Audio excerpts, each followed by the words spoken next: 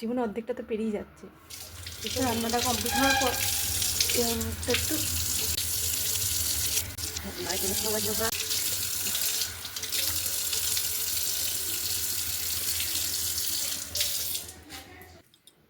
রান্না করার পর মুখের মধ্যে কিন্তু বেশ তেল বসে যায়।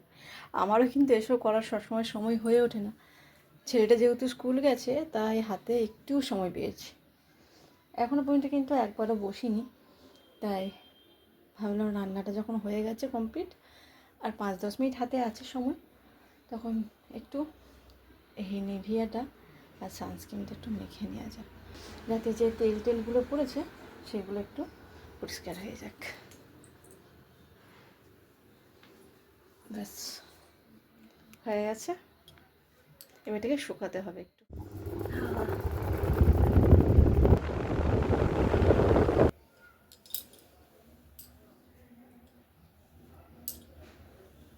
চুলে কিন্তু ভীষণ জট পড়ে, তাই আমি স্নান করার পর একদম চুল আঁচড়াই না। চুল এত বেশি পড়ছে, যে কটা আছে সে কটা ভাগ্যক্রমে পড়ে আছে, তাই ভয়ে আর স্নান করার পর আর চুল ছাড়াই না। চুলটা একটু শুকিয়ে যাওয়ার পরই চুলটা রান্না করছিলাম তো, তাই চুলটাকে বেঁধে নিয়েছিলাম। চুলটা কিন্তু এখনও ভিজে আছে। আমারটা অন্ধকার।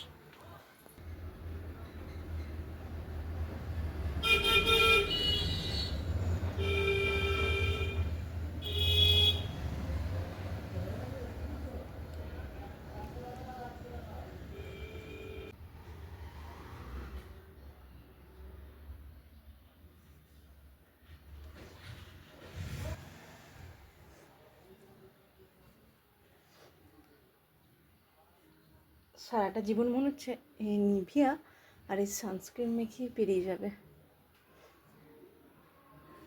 জীবন অর্ধেকটা তো পেরিয়ে যাচ্ছে। কিসব ভুলভাল কথা বলছি। এটা একটু ভালো করে না ডললে না ফুটে থাকে মুখের মধ্যে, বোঝা যায়, মনে হয় যেন ফাউন্ডেশন মেখেছি।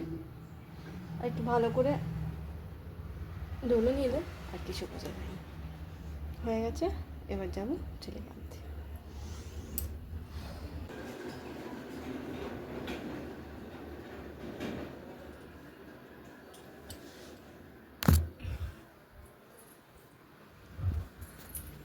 চলো, টাটা।